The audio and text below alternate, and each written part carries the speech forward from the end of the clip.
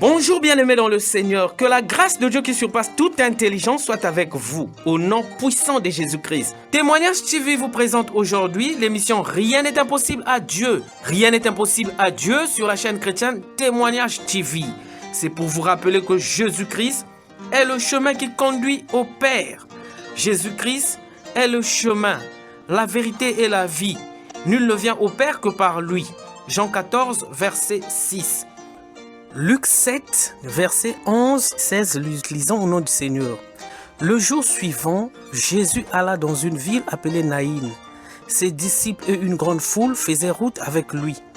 Lorsqu'il fut près de la porte de la ville, voici, on portait en terre un mort fils unique de sa mère, qui était veuve. Et il y avait avec elle beaucoup de gens de la ville. Le Seigneur l'ayant vue, fut ému de compassion pour elle. Et lui dit, ne pleure pas. Il s'approcha et toucha le cercueil. Ceux qui le portaient s'arrêtèrent. Il dit, jeune homme, je te le dis, lève-toi. Et le mort s'assit et se mit à parler. Jésus le rendit à sa mère. Tous furent saisis de crainte et ils glorifiaient Dieu, disant, un grand prophète apparut parmi nous et Dieu a visité son peuple. Nous venons de lire Luc 7, versets 11 à 16. Le verset qui a attiré notre attention, c'est Luc 7, verset 12. Il est écrit, « Lorsqu'il fut près de la porte de la ville, voici on portait en terre un mort fils unique de sa mère qui était veuve. Et il y avait avec elle beaucoup de gens de la ville. » Dans ce verset, nous voyons que lorsque Jésus-Christ fut arrivé à la porte de la ville, il a vu automatiquement trois grands problèmes. Le premier problème, voici on portait en terre un mort. Ça veut dire que cette personne n'avait plus la vie. Cette personne n'avait plus l'espoir. C'était fini pour cette personne. Le deuxième problème, cet enfant qu'on porte en terre était le fils unique de sa mère. Fils unique de sa mère. Ça veut dire que sa mère n'a plus d'enfant, c'est fini. Et le troisième problème, c'est que cette femme était veuve. Elle avait perdu son mari. Et nous voyons ici que cette femme avait perdu son mari. Elle a encore perdu son fils. Elle-même, elle est veuve. Elle n'a plus rien. Bien-aimé dans le Seigneur, je veux te dire que les gens viendront nombreux autour de toi, comme cette foule.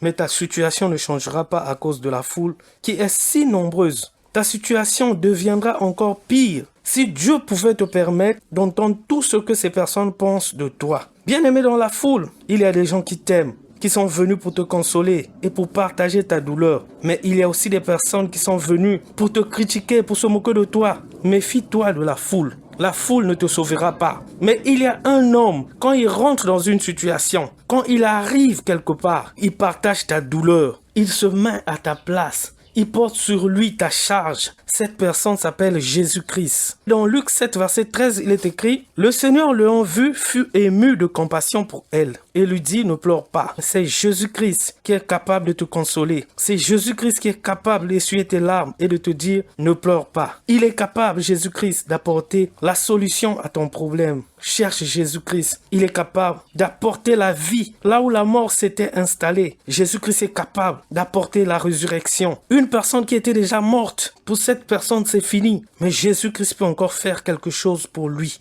Nous savons que Jésus-Christ lui-même est la résurrection et la vie. Quand il arrive quelque part, il change l'atmosphère. C'est comme ici, dans la ville de Naïm. L'atmosphère des pleurs, l'atmosphère d'amertume et l'atmosphère de la tristesse s'était installée. Mais quand Jésus-Christ est arrivé, quand il a pris la situation en main, il a transformé cette atmosphère de pleurs en atmosphère de joie, atmosphère de gloire et de louange. Jésus-Christ est ressuscité pour que nous ayons la vie en abondance et que nous soyons sauvés. Bien-aimés dans le Seigneur, lui seul est capable d'arrêter un cortège funèbre, toucher le cercueil pour redonner la vie à une personne qui était déjà morte. Bien-aimé, Jésus-Christ seul est capable de dire à quelqu'un qui est décédé, « Jeune homme, je te le dis, lève-toi ». Jésus-Christ est notre Sauveur et notre Seigneur. Jésus-Christ seul a la clé de la résurrection et de la vie. Lui seul est capable de faire des grandes choses. Cette veuve de Naïn avait tout perdu, son mari, son fils unique, son sourire, ses espoirs, ses projets et sa raison de vivre. Mais Jésus-Christ, quand il est arrivé, a redonné à cette femme son sourire, a redonné à cette femme son enfant qui était déjà décédé depuis longtemps, qu'on s'apprêtait à enterrer. Bien-aimé, cherche Jésus-Christ. Si tu rencontres Jésus-Christ, tu verras que ta situation va changer. Bien-aimé dans le Seigneur, je veux te dire et t'encourager à chercher le Seigneur Jésus-Christ. Cherche-le maintenant, il veut te sauver. Jésus-Christ est notre Seigneur et notre Sauveur. Dans Acte 4, verset 12, il est écrit, Jésus-Christ, c'est en lui seul que se trouve le salut. Et je te demande de croire au Seigneur Jésus-Christ. Crois au Seigneur Jésus-Christ et tu seras sauvé, toi et ta famille. Commence à prier maintenant et à dire, j'ai besoin de Jésus-Christ, il est mon seul espoir. J'ai besoin de Jésus-Christ, il est mon seul espoir. Dans Amos 5, verset 6, il est écrit, cherchez l'Éternel et vous vivrez. Dans Jean 11, 25 à 26, il est écrit, Jésus lui dit, je suis la résurrection et la vie. Celui qui croit en moi vivra quand même il serait mort. Et quiconque vit et croit en moi ne mourra jamais. Crois-tu cela?